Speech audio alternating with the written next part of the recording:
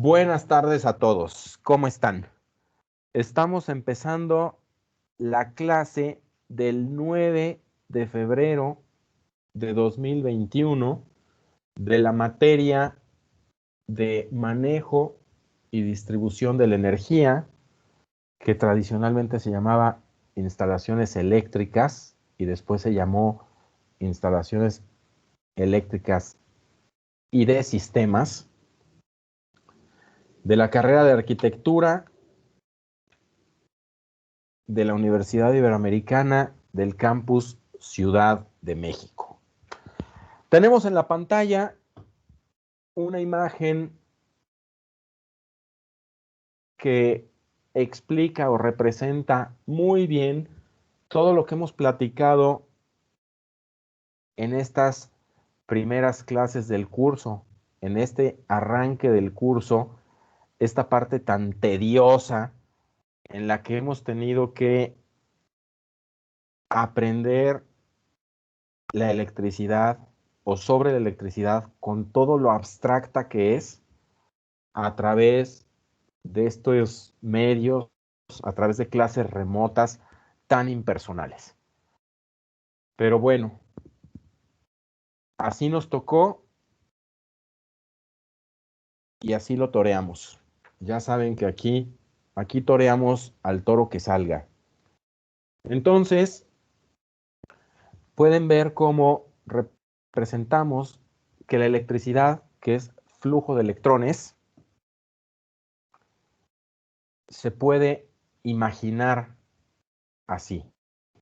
Los amperes, que son la cantidad de electrones que fluyen a través del conductor, son empujados por los otros electrones que juntos hacen una fuerza que se llama tensión. Entre más electrones y con más fuerza empujen a los otros electrones, más electrones circularán por el cable. Por lo tanto, habrá más cantidad de corriente, más intensidad de corriente. Y siempre hay una fuerza que hay que vencer, que se llama resistencia, que se opone al libre flujo de los electrones y que se mide en ohms. Entonces, resumiendo rapidísimo, la electricidad, flujo de electrones, cuya cantidad o intensidad se mide en amperes, es la cantidad de electrones que fluyen por un conductor.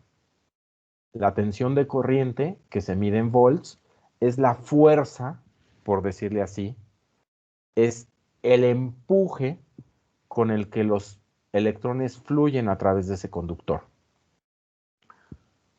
La resistencia, que es el obstáculo que tienen que vencer los electrones para irse desplazando, se mide en ohms. Y no aparece en el dibujo, pero el resultado de la multiplicación o de, si lo queremos ver así, de la interacción entre la tensión que se mide en volts y la intensidad que se mide en amperes, es la potencia eléctrica, que se mide en watts. Explicado esto, les quito esa imagen de bienvenida, me vuelven a ver a mí o me ven a mí hoy por primera vez en la pantalla y con gusto les digo que estamos a punto, ya en unos minutos, de empezar la parte práctica, aunque todavía no el cálculo, pero por lo menos el acercamiento a la parte práctica desde el conocimiento de accesorios, equipos y demás partes que forman parte de una instalación. Cosa que hace mucho más ágiles nuestras clases. Por fin vamos a ver equipos. Por fin vamos a ver componentes de nuestra instalación que hacen que nos van a permitir diseñar, los tenemos que conocer para poder diseñar bien, planear bien nuestras instalaciones y una vez diseñadas y planeadas, calcularlas para después ejecutarlas en la vida real. Y entonces sí, que todo lo que estamos haciendo cumpla el primero y más importante de los objetivos de este curso, que es servir. Que todo esto no quede como conocimiento guardado en un cuaderno, que no quede como conocimiento guardado en un PDF, porque sería conocimiento muerto, porque sería conocimiento inútil. Todo esto que hemos estudiado, que seguiremos estudiando, y todos los ejercicios que haremos, solo tendrán sentido si sirven a alguien. De otra manera, será conocimiento estéril, conocimiento que no da fruto. Así es que vamos en el camino, ya dimos los primeros pasos para ser capaces de servir a los demás con nuestros conocimientos de electricidad aplicados a las instalaciones eléctricas. ¿A quién servir? Pues a todo el que lo necesite, a todo el que lo busque, a todo el que lo pida. Pero sobre todo, a quien más lo necesite. A quien más lo necesite, aun cuando no pueda pagar por nuestros servicios. Ese es el máximo logro que podremos tener de este curso. Ser capaces, por nuestra preparación, de servir a quien más lo necesite, aun cuando no pueda pagar por nuestros servicios. Cuando haya el cliente que lo pueda pagar, pues bienvenido, ¿no? Lo trataremos muy bien y le cobraremos muy bien. Pero con el mismo profesionalismo habremos de tratar a quien necesite nuestro servicio y no lo pueda pagar. Ese será nuestro gran logro. Esa será nuestra mayor satisfacción. Que todo esto, el esfuerzo, el hartazgo de tener que aprender a distancia y todo lo que ya sabemos que va implícito en el aprendizaje, rendirá frutos. Entonces, les dejo una pregunta o les hago una pregunta para que tengamos en la cabeza de aquí a la semana que entra y si es posible encuentren datos que nos sirvan a todos. Investiguen de tarea para la siguiente clase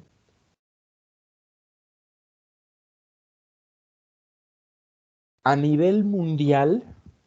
Yo ya les di la clase pasada datos de cuánta electricidad en el mundo, en México, perdón, se produce con combustión, se produce quemando algo. Me gustaría que trataran de encontrar este dato, pero para la realidad mundial.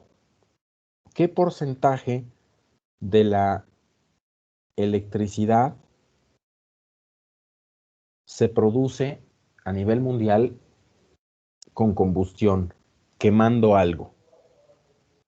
Y entonces, de aquí les dejo, o de aquí parto para hacer la siguiente pregunta, que también les queda para pensar de tarea. Con esta realidad de la contaminación que se produce generando electricidad, ¿qué tan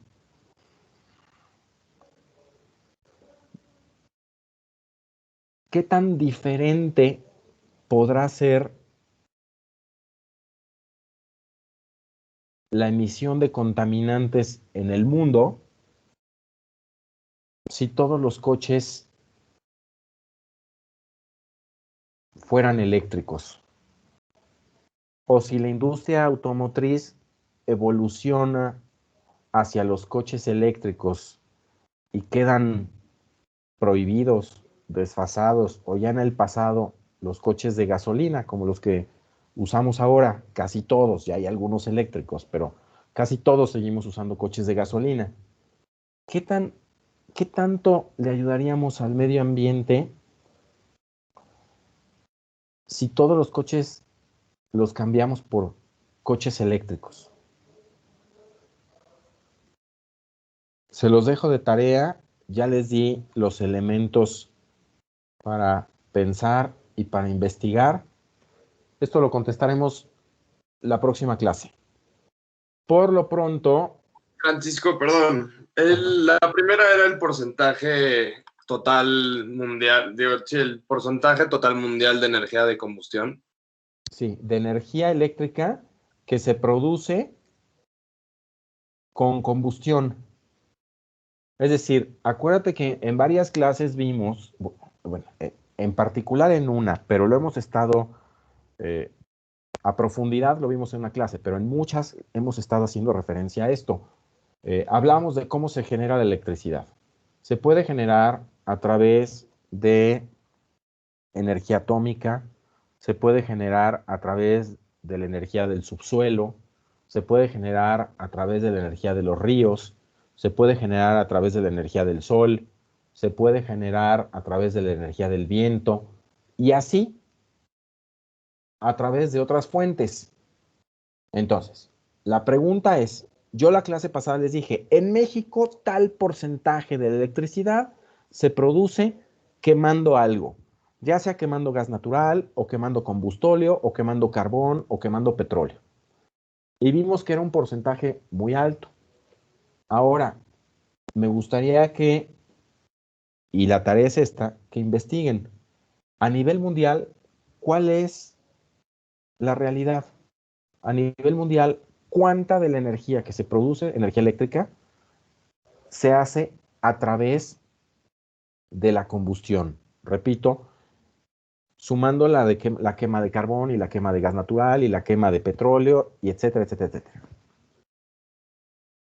Para entonces ir a la segunda pregunta y sacar primeras conclusiones o reflexiones de ¿cambiará la realidad ambiental del mundo si los coches en vez de funcionar con gasolina funcionaran con electricidad?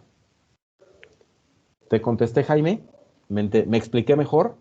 Sí, no, solo no alcancé a anotarlo, pero sí, perfecto. Gracias, Francisco. Muy bien.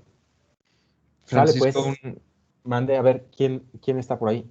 Andrés, Andrés, ajá. sí, tengo una duda. Tú, o sea, en la pregunta parece que, o sea, ves el cambio de los coches de motores de combustión interna a eléctricos como un escenario hipotético, pero ¿no crees que sea ya más bien una certeza, ¿no? O sea, que solo es cuestión de tiempo?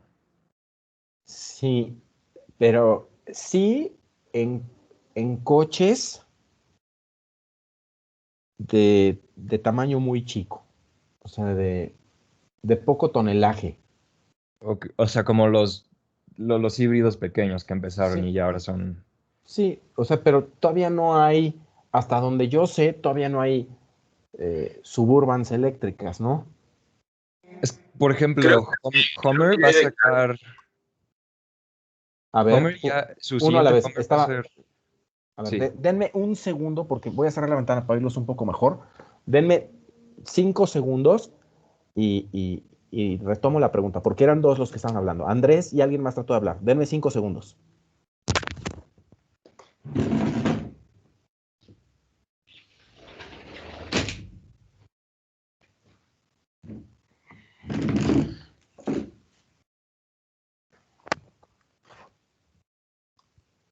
Listos, ya estoy de regreso. Entonces, a ver, decías, Andrés. O sea, es que ya hay varios coches, o sea, por ejemplo, el Hyundai Kona, creo que ya es eléctrico y además Hyundai también tiene un coche a base de celdas de hidrógeno. Homer, que hacía esas, o sea, bestias que consumían combustible con nada, su próximo lanzamiento va a ser completamente eléctrico y luego hasta coches pues, como, o sea, clásicos como Mustang, su siguiente lanzamiento va a ser una camioneta completamente eléctrica. O sea, aún en los que tradicionalmente son como los mayores consumidores de combustibles en términos de coches, ya están haciendo el cambio. Qué gusto me da, qué gusto me da. Y es parte de la tarea, es parte de Sí, la tarea que hagamos esta reflexión completa y digamos, bueno, ¿hasta dónde esto es un buen deseo y hasta dónde esto es una mejora sustancial para el medio ambiente? ok. Porque todos los que hemos dicho, todos los que hemos dicho hasta ahorita, todos los que dije yo, más los que dijiste tú, Andrés, no dejan de ser coches de poco tonelaje, ¿no? No dejan de Sí. ser coches de pasajeros. O sea, todavía no hay trailers en las ciudades, Ah, ok. bueno, Sí, en las carreteras todavía no hay trailers, ni siquiera medios trailers, ¿no? Tal vez ni siquiera microbuses. O sea, pensemos, o sea, si salimos del tamaño de coche particular, si damos el siguiente paso de coche particular hacia arriba, no hay nada. pues casi nada, ¿no? Creo que hay por ahí uno que otro camión repartidor de Sabritas, ¿no? Creo que hay uno que otro por ahí camión repartidor de Sabritas y uno que otro camión repartidor de Coca-Cola, que son híbridos, que tienen las dos formas de función, pero hacia el movimiento fuerte de la carga, todavía no hay nada. Sí. O sea, no hay, bueno, lo decía hace ratito, no hay trailers, no hay Tortons, el tamaño de camión que se llama Torton. Las camionetas de 3,5 toneladas todavía no las hay. Ni qué decir de aviones, ¿no? O sea, no hay aviones que funcionen con híbridos, no hay aviones híbridos, no hay aviones eléctricos, eh, tampoco barcos. ¿Qué decir de los barcos, ¿no? Los barcos que mueven el 90% de la Sí, carga, que mueven el 90% de la carga mundial, pues siguen siendo motores de combustión, no, masivos. no los hay eléctricos. Entonces, hacia allá es hacia donde quiero que vaya su investigación y su reflexión. Ok. Y no me gustaría decirles más ahorita, pero entonces le Sí, sí, sí. quito a su tarea, ¿no? Ya la clase que entra platicaremos más de esto y les daré yo cuál es mi opinión. Pero ustedes primero denle vueltas investiguen y denle vueltas en la casa a todo eso para que la clase que entra, sus puntos de vista más los míos, nos lleven a mejores conclusiones, ¿no? ¿Sale? Va. Muy bien. Ahora, ¿alguien quiere decir algo? ¿No? ¿Nada, nada? ¿Está claro para todos la tarea? ¿Está claro para todos el momento del curso en el que estamos? ¿Sí? Clarísimo para todos. ¿En qué momento del curso estamos? Y cuál es la tarea. Entonces, si nadie tiene nada que agregar, nos vamos justo a donde nos quedamos la clase pasada.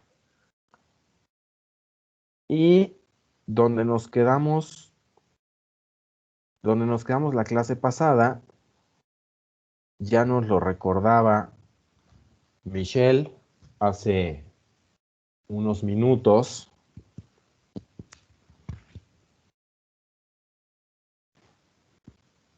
Es en el primer ejercicio de cálculo de una resistencia.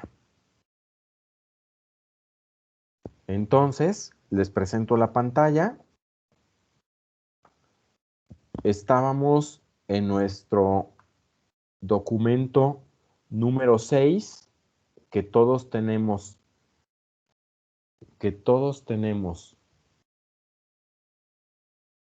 en el folder de Dropbox y que ahorita se los pongo en la pantalla.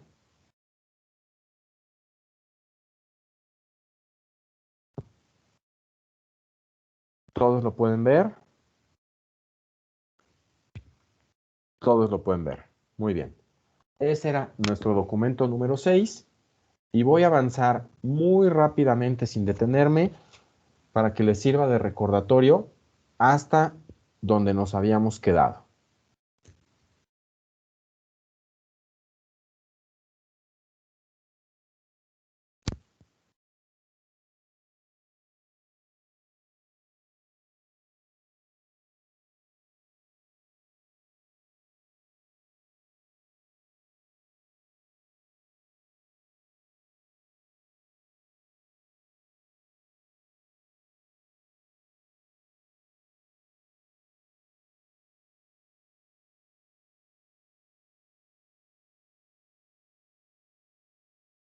Sí que fue tedioso todo lo que veíamos, ¿verdad?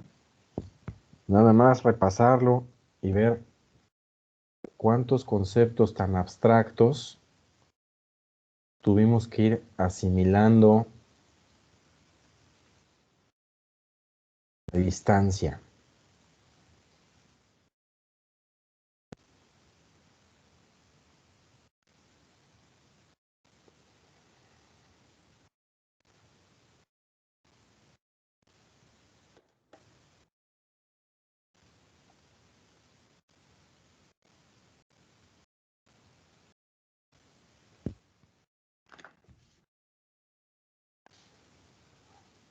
Es un chorro, ¿verdad?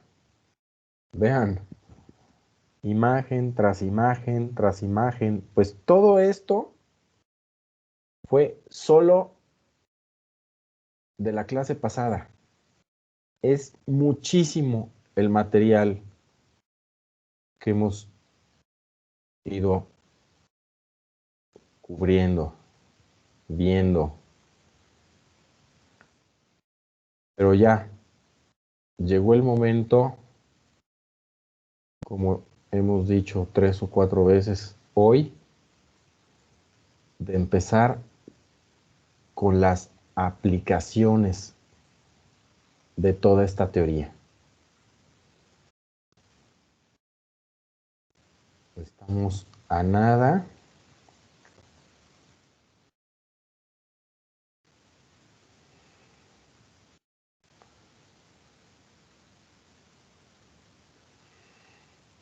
Y llegamos al punto en el que nos toca hacer lo nuevo de hoy. La caída de voltaje. Les hago un recordatorio. La caída de voltaje es la pérdida de tensión eléctrica que se da en todo conductor por efecto principalmente de la distancia. Claro, hay otras variables, ya lo habíamos dicho, ¿no? La temperatura, el material conductor, etcétera. Pero estando casi todas las otras variables que habíamos dicho, ¿se acuerdan que dijimos temperatura, material del conductor, distancia y grosor del conductor, estando las variables de temperatura, diámetro del conductor y material estandarizadas, pues la variable que se vuelve definitiva es la distancia. Y la distancia, lo platicábamos la clase pasada, la controlamos haciendo circuitos que obedezcan a zonas lógicas de nuestro proyecto. Es decir, tratar de hacer circuitos cortos, sin ser mínimos, para no desperdiciar material, para no desperdiciar capacidad conductiva del material, capacidad de conducción, pero no permitir que la distancia nos vuelva ineficientes. Nada más como recordatorio, ya que estamos en los recordatorios, acuérdense que son 3 los criterios con los que diseñaremos cada uno de nuestros circuitos. 1, nunca revolver alumbrado con fuerza.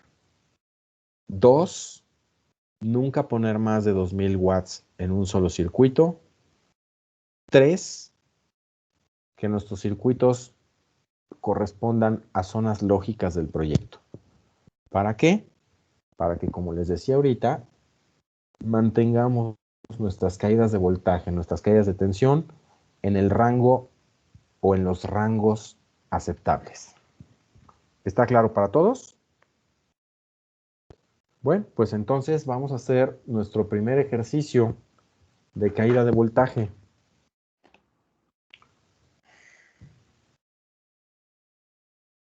Cuando la corriente fluye por un conductor, parte del voltaje aplicado se pierde en superar la resistencia del conductor. Si esta pérdida es excesiva y es mayor a cierto porcentaje que fija la norma aplicable, algunos equipos pueden tener problemas para funcionar. Por ejemplo, las lámparas incandescentes, las que funcionan mediante un filamento que se pone al rojo vivo y que estudiaremos a detalle cuando lleguemos al tema de la iluminación, son menos brillantes, bajan su intensidad luminosa. Los motores eléctricos, si la caída de tensión es excesiva, tienen problemas para arrancar. Y entre muchos otros equipos, las calefacciones producen menos calor. Para calcular la caída del voltaje, no hay más que aplicar la ley de Ohm. Ya sabemos que la tensión es igual a la resistencia por la intensidad. Entonces, si la resistencia de un conductor es 0.5 ohms y la corriente que circula por él es de 20 amperes, la caída del voltaje será tan fácil como apareció ahorita en la pantalla.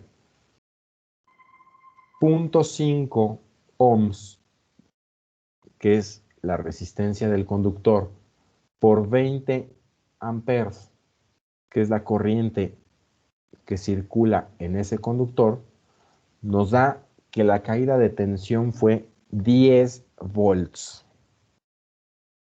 Es decir, que si había en ese circuito circulando 120 volts o en el inicio del circuito llegaban 120 volts, al final de ese circuito, al final de ese conductor, solo llegaron 110. Se perdieron 10 en el camino, que es mucho. En este ejemplo que puse ahorita es mucho. Se perdieron 10 de 120. Es decir, Ahí si alguien me ayuda con la calculadora, debe ser como el 8%. ¿Quién me ayuda? 10 entre 120. ¿Quién me ayuda? Debe dar como 0.08, 0.07. Sí, da 0.83. Sí, es 0.083, perdón. 0.083. O sea, se perdió el 8%. Se perdió el 8% en el camino. Es una pérdida muy, muy grande. Para que tengan este dato, no lo vamos a usar todavía porque todavía no estamos haciendo ejercicios, pero para que vayan conociendo los rangos en los que nos podemos mover, lo máximo que se puede perder es, lo máximo permitido por la norma es el 5%. Yo, Lisa, repito para ti porque te paraste. Supongo que No, fuiste sí por la estaba calculadora. aquí, escuché, Ah, pero ¿sí? aquí estaba. Pensé que había sido por la calculadora. Pero bueno, Sí, de, pero to- no la encontré. bueno, de todas maneras, repito, no, alcanzaste a oír, Yolisa, que en este ejemplo que puse y que tenemos en la pantalla, se perdieron 10 de 120, lo, lo que es, o que es el 8%. Un 8% de pérdida es inadmisible. Para que vayamos conociendo los valores y los rangos, los intervalos en los que nos tenemos que mover. Nosotros nunca nos podremos permitir tener una caída de tensión mayor al 5%. ¿Está claro? Bueno, pues entonces vamos a seguir avanzando.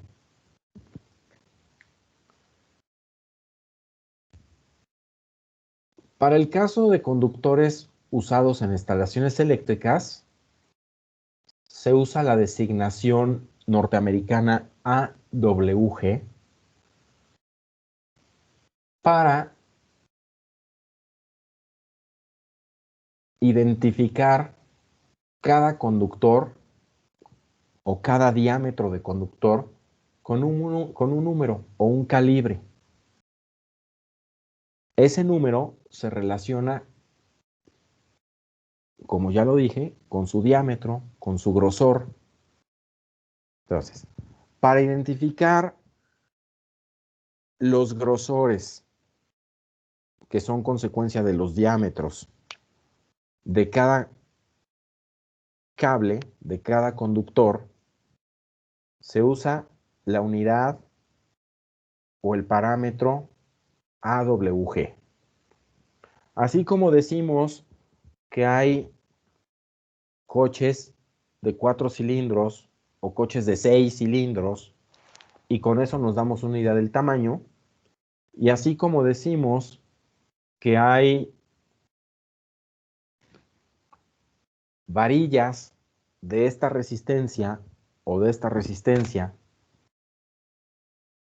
y así como decimos para muchos materiales sus propiedades mediante unidades, por ejemplo, la resistencia del concreto, que decimos pues, un concreto de 200, hasta menos, ¿no? Un concreto muy pobre de 150 kilogramos por centímetro cuadrado de resistencia, o de 200 o de 250, de lo que vaya diciendo. Las características de los cables, principalmente su grosor, es el que nosotros más vamos a determinar, porque las características del cobre o del aluminio pues son las que tiene el fabricante y rara vez seleccionaremos algo diferente al cobre. La distancia está definida por nuestros proyectos. Entonces, con la variable con la que informamos a quien va a ejecutar la obra qué cable queremos que ponga, es principalmente el grosor. Y ese grosor o diámetro se define con las unidades AWG, que es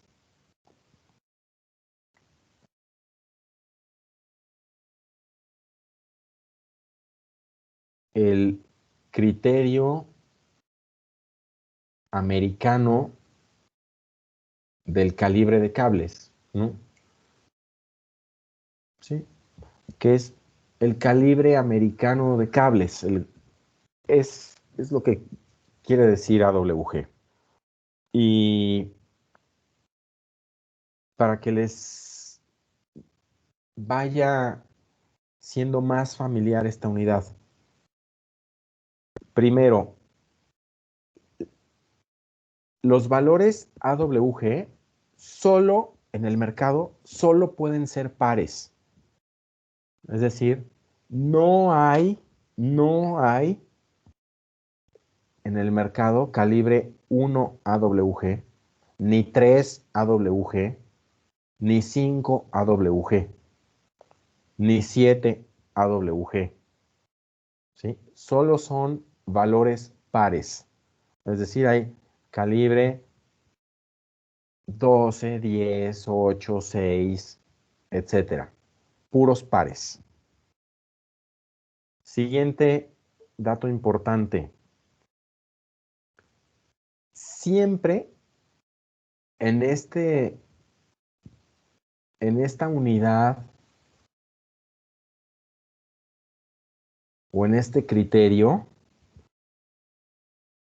a mayor número de identificación, menor diámetro. Lo que quiere decir que el cable del 18 es más delgado que el cable del 16. Y el 16 es más delgado que el 14. Y el 14 es más delgado que el 12. Y así. ¿Estamos? Ahora, ¿qué valores hay para esos cables? Los valores son, bueno, yo nunca los he usado, pero creo que hay desde el 60 y tantos, que es cable delgadititito, como para telefonía, como eso, o para redes. Esos cables delgaditititos, que yo nunca los he usado en una instalación, los he usado cuando los compro y vienen y son parte de un cable telefónico, de un cable de red, pero no es cable que uno llegue a la tienda y diga, me da por favor un rollo de cable del 1, perdón, acabo de decir que no existen, me da por favor un rollo, no repito, un radio del cable del 38, no se usan, esos cables tan delgadititos no se usan en corriente eléctrica, en instalaciones eléctricas, se usan en telefonía o en redes, pero además ya vienen armados, porque en telefonía lo menos que se usa son cables de un par, lo menos que se usa. En general son cables que ya vienen armados de 4 pares, de 4 hilos, es decir, que vienen 2 pares dentro de un mismo forro. Y en la red, ni decirlo, en los cables de red, lo común es que sean cables de 4 pares, es decir, 8 hilos. Y esos 8 hilos vienen envueltos en un solo forro. Entonces, son cables que, repito, vale la pena saber cómo se mide su grosor, pero que en instalaciones eléctricas no se usan. Se usan armados en conjunto, ya sea de un par, 2 pares o 4 pares, en instalaciones de telefonía, de conmutador y de redes de voz y de datos. Más adelante profundizaremos sobre esto cuando estemos en instalaciones de telefonía, de conmutadores y de redes de voz y de datos. Ahora, en cuanto a electricidad,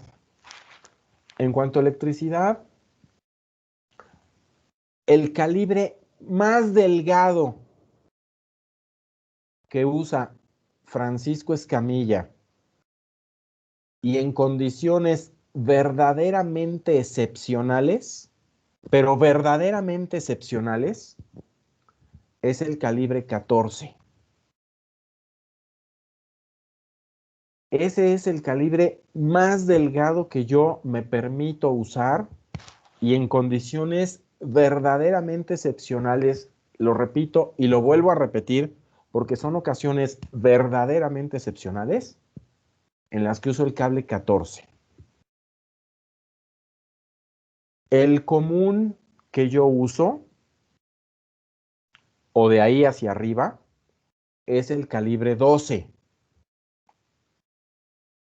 Y de ahí hacia arriba, el 14, perdón, el del 12, el 14, verdaderamente excepcional la ocasión en la que lo uso. Y ahorita les explico cuándo.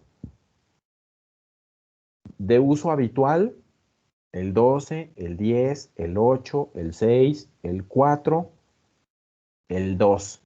Y después del calibre 2, vayan pensando cómo se va engrosando. Dijimos 12, 10, 8, 6, 4, es decir, cada vez se va haciendo más grande el cable. ¿Qué pasa cuando llego al 2? Después del 2, ¿qué sigue? ¿Qué calibre sigue? Acuérdense, se va engrosando, ¿no? Entre más chico es el número, más grueso es el cable. Entonces, del 10 al 8, al 6, al 4, al 2. Cuando llegué al 2, ¿cuál es el cable que sigue en grosor? ¿El 0? Muy bien, Ismael, es el 0, que a ese se le dice el cable 0 o cable del 0, o el lenguaje más de obra se le dice cable de un 0. ¿Por qué se le dice, o por qué creen ustedes que se le diga cable de un 0?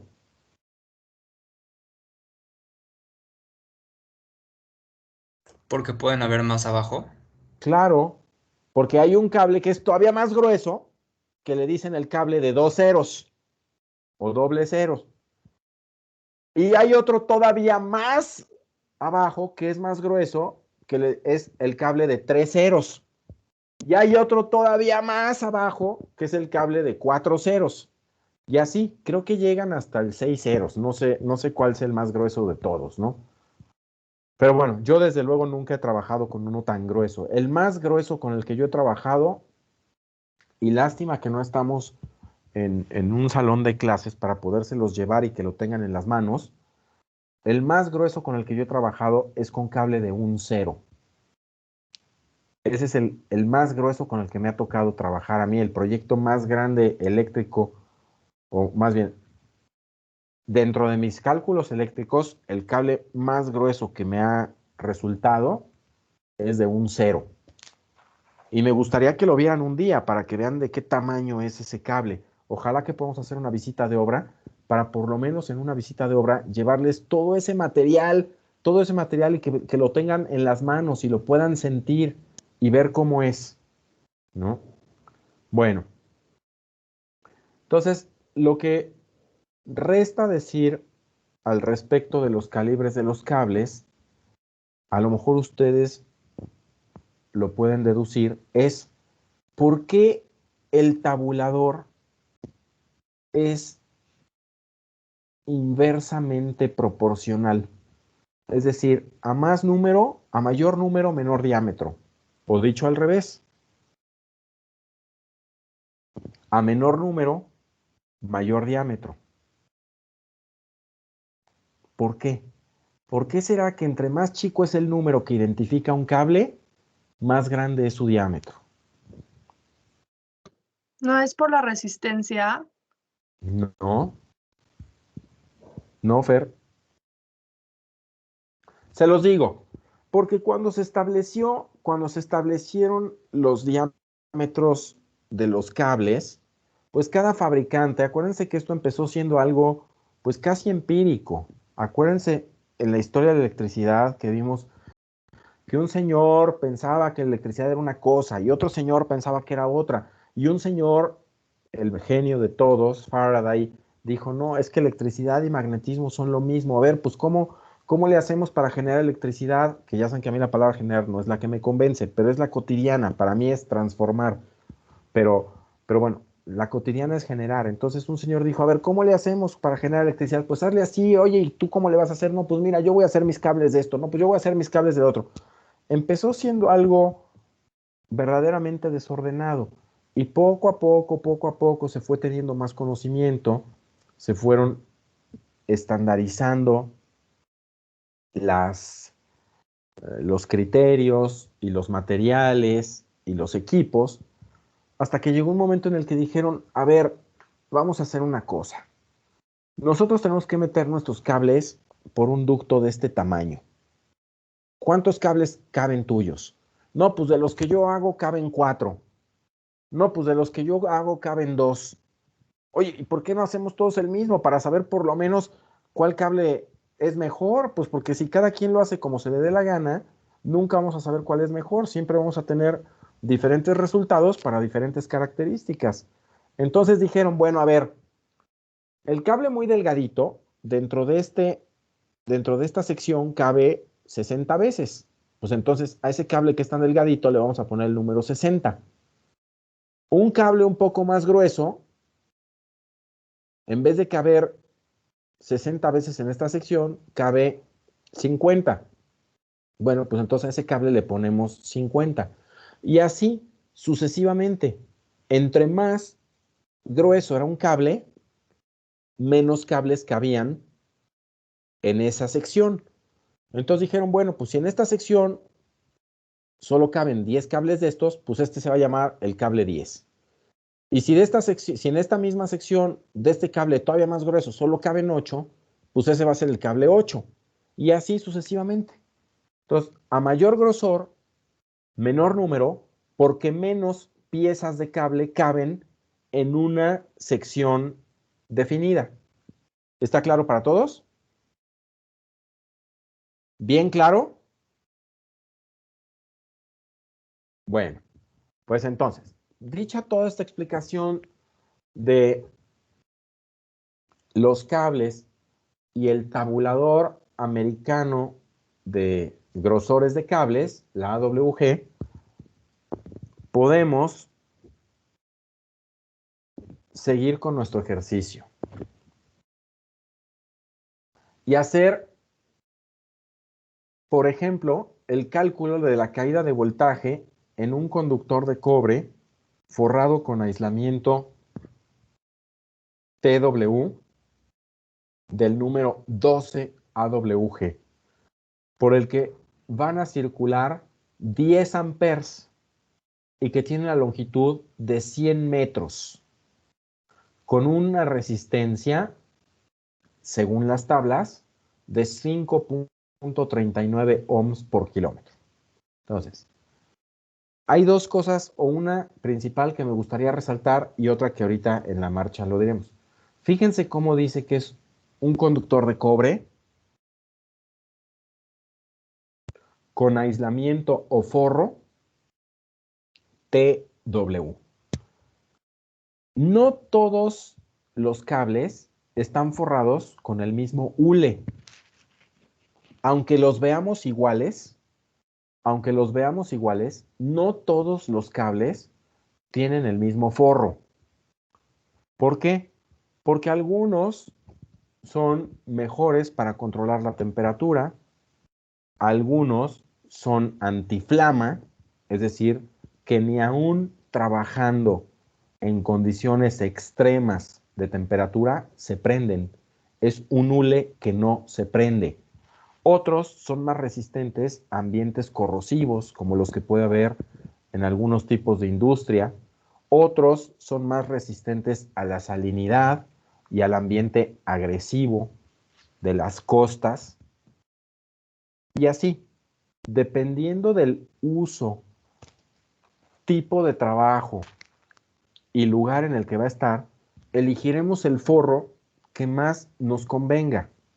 En este ejercicio nos dicen que es un cable con aislamiento TW. Hablaremos más adelante de qué son esos aislamientos. Bueno, de esas que quieren decir las letras identificadoras, las siglas de ese aislamiento. El calibre 12 ya sabemos qué es y es un cable de cobre como la gran mayoría de todos los que vamos a usar. Y la resistencia es de 5.39 ohms por kilómetro.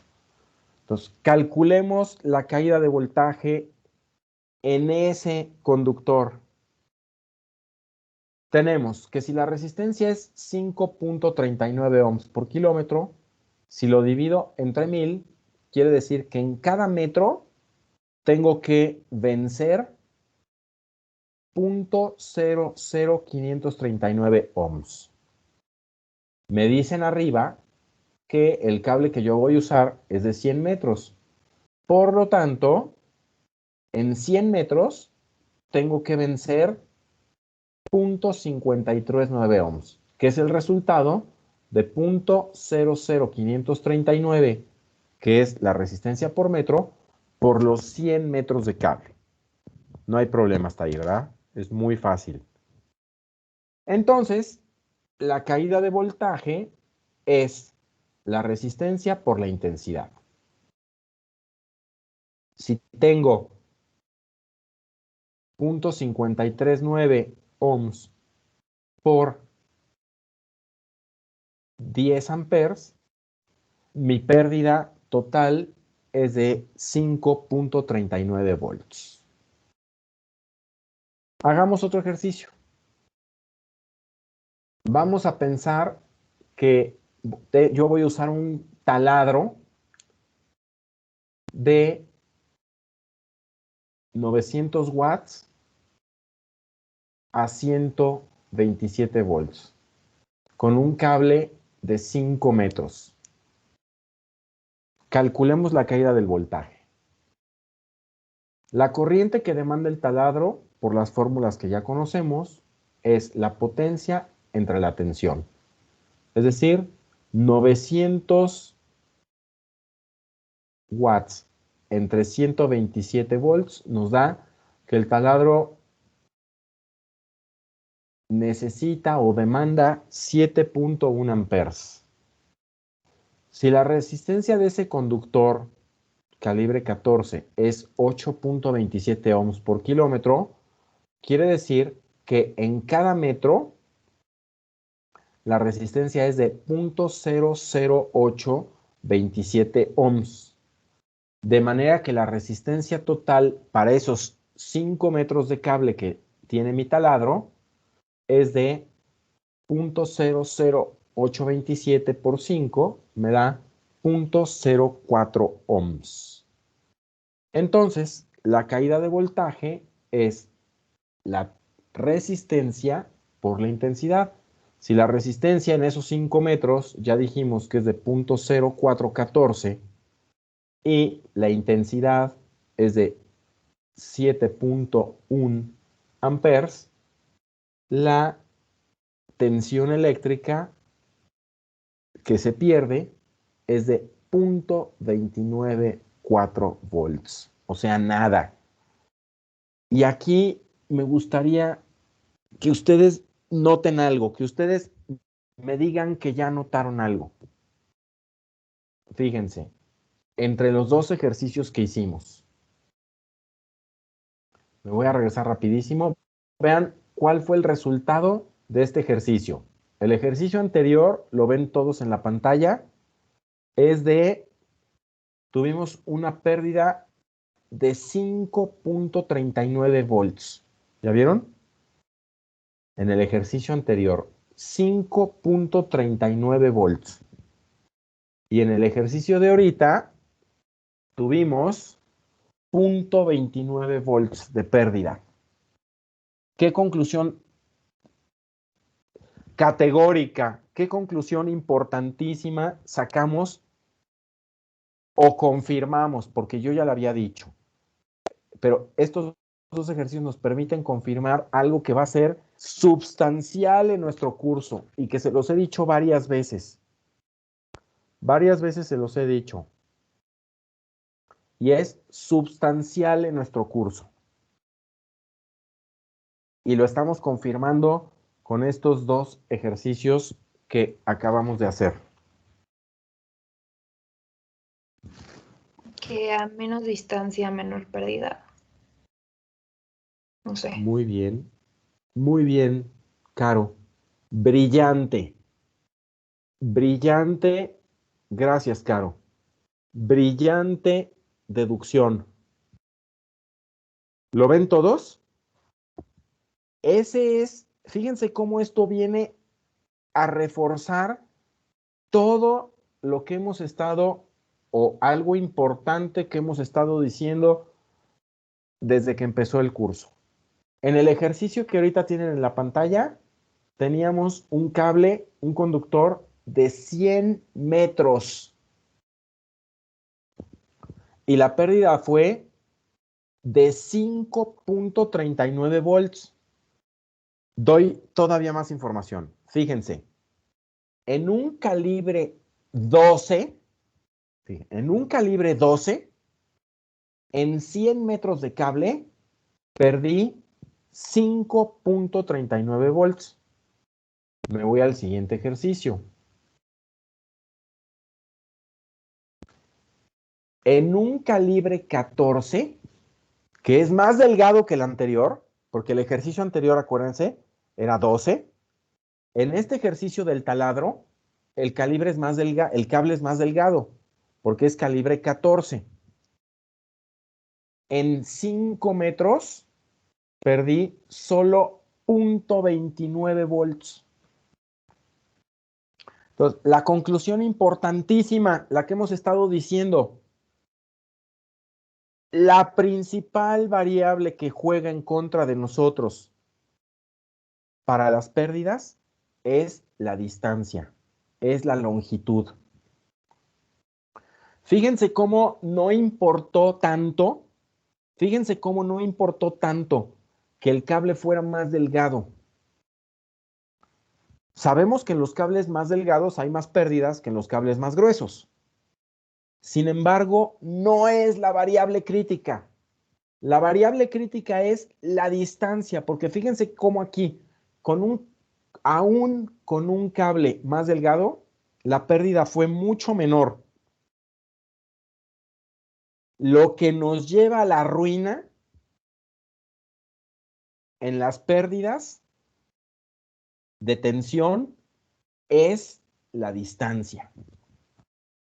Por eso, uno de nuestros criterios de diseño que tanto o que con letras de oro tiene que quedar grabada en nuestra mente para cada vez que estamos diseñando tenerlo presente es circuitos en zonas lógicas. Lo decíamos la clase. No hacer circuitos que recorran toda la casa, porque si yo hago un circuito, no importa que el circuito tenga muy pocos elementos. No importa que el circuito solo tenga 1 o 2 elementos. Si yo hago un circuito que empiece en la entrada de la casa y recorra toda la casa y se vaya hasta la parte de atrás y regrese, como lo decíamos ya la clase pasada, estoy haciendo un circuito larguísimo que para lo único que me sirve es acumular pérdida. Y la única manera de compensar esas pérdidas es poniendo cables más gruesos.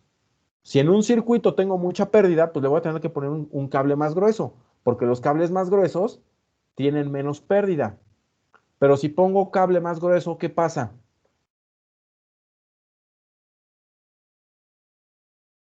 ¿Mayor costo?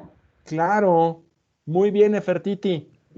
Pues, nadie tiene problema en poner cable más grueso, así nada más porque que no me guste porque es grueso, pues no, a nadie le causa problema el grosor nada más por ser grosor.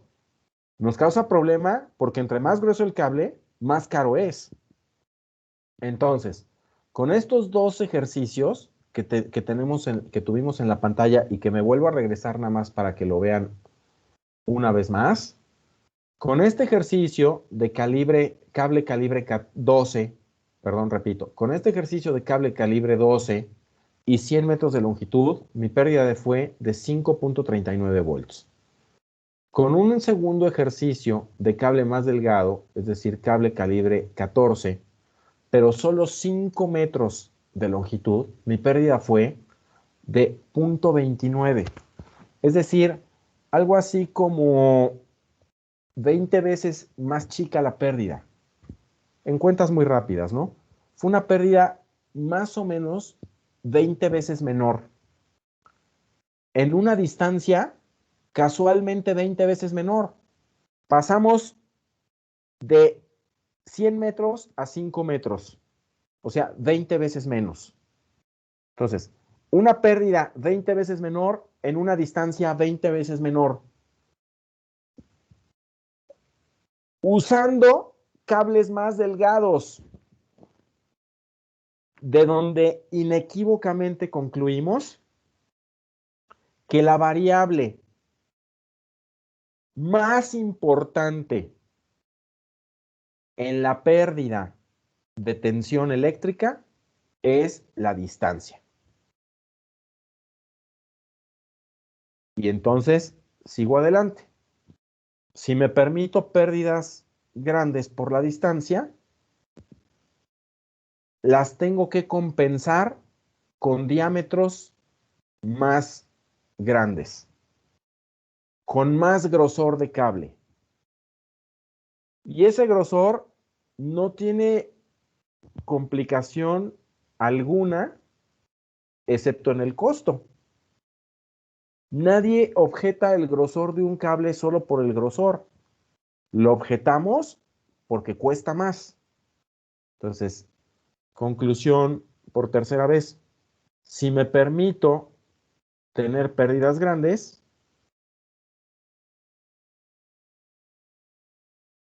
o repito, si me permito hacer circuitos muy largos, tendré pérdidas muy grandes, que solo podré compensar con diámetros, grosores mayores, que se convierten en costos mayores.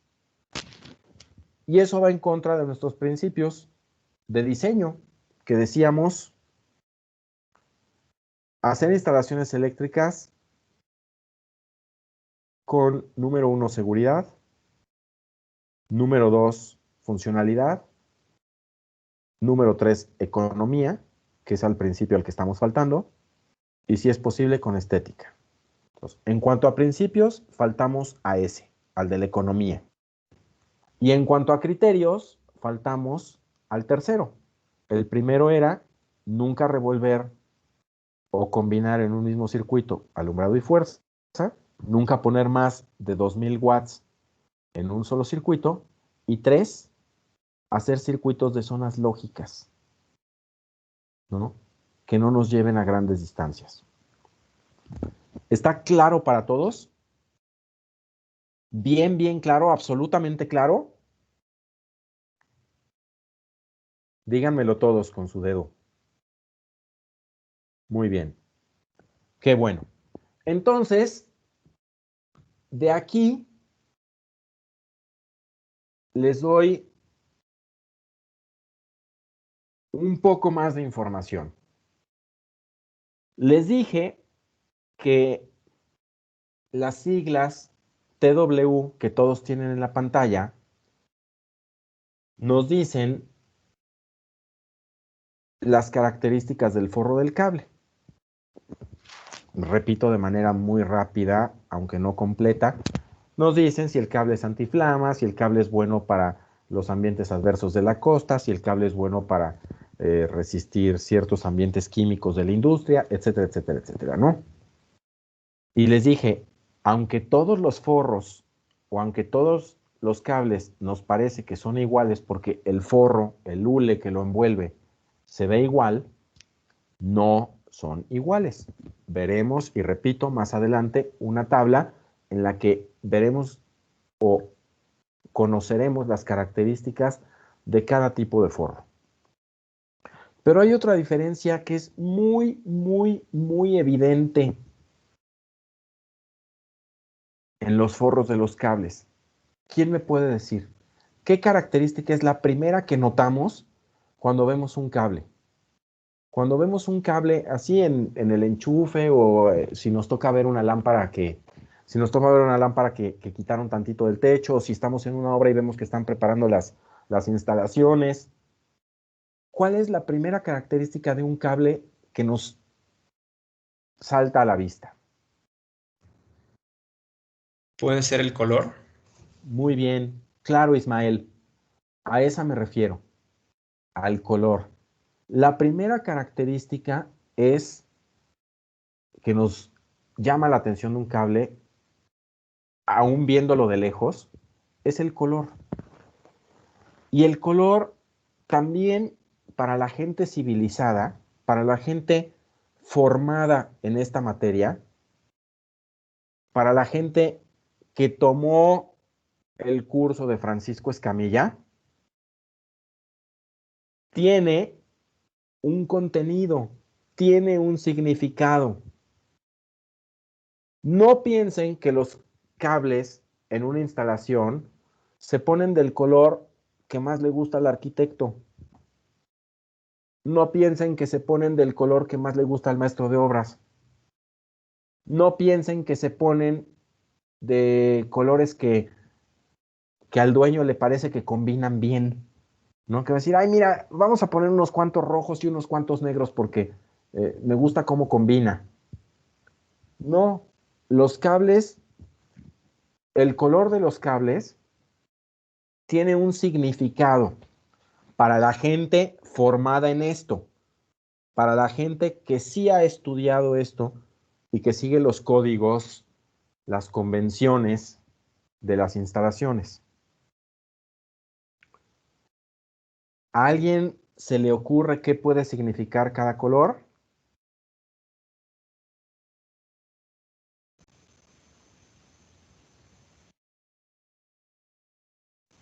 Bueno, creo que tierra podría ser el verde, Muy bien. el, Muy bien, mm, Fernando. el neutro o sí, el neutro puede ser blanco o azul Muy bien. y bueno, la fase rojo, ¿Quién te dijo eso? en la prepa lo vi. Muy bien. Casi perfecto, Fernando. Muy bien. Gracias por la aportación. Casi perfecto. Pues sí, efectivamente, el color del cable se pone de acuerdo a la parte del circuito que cada pieza cumple, que cada uno de ellos cumple.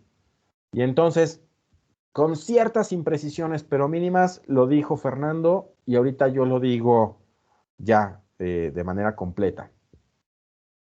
1. Se usa este código de colores para las fases, para los cables de fase, es decir, por donde llegan los electrones. ¿Se acuerdan que hemos platicado de eso? Para los cables de fase se usan los cables negro o rojo.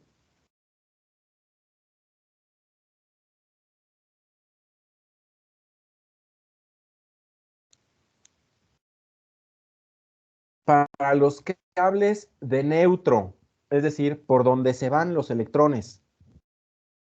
Para los cables de neutro, por donde les damos salida normal a los electrones, se usa cable blanco.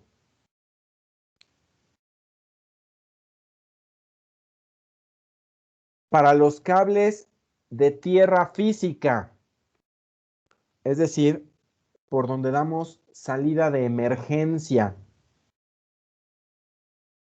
a los electrones, se pueden usar dos cables. El color verde o en algunas instalaciones el cable que no tiene forro. Se llama cable desnudo. Entonces, para la tierra física se puede usar el cable verde, que es el que a mí me gusta usar, o en algunas instalaciones con afán de ahorrar un poco de dinero, aunque no se ahorra casi nada, el cable desnudo, el cable sin forro. Y por último, los cables azules y amarillos se usan, aunque ahorita no van a entender estos dos conceptos todavía, pero llegará el momento en el que lo entiendan, se usan para puentes y regresos. Repito, se usan para puentes y algunas veces para regresos. Por último, los cables azules y amarillos se usan para puentes, en el caso de apagadores de escalera, y a veces para regresos. Entonces, les quito de la pantalla la imagen que tenemos, me vuelvo a poner yo, y si no hay dudas, nos vamos al descanso. Voy a dejar de grabar.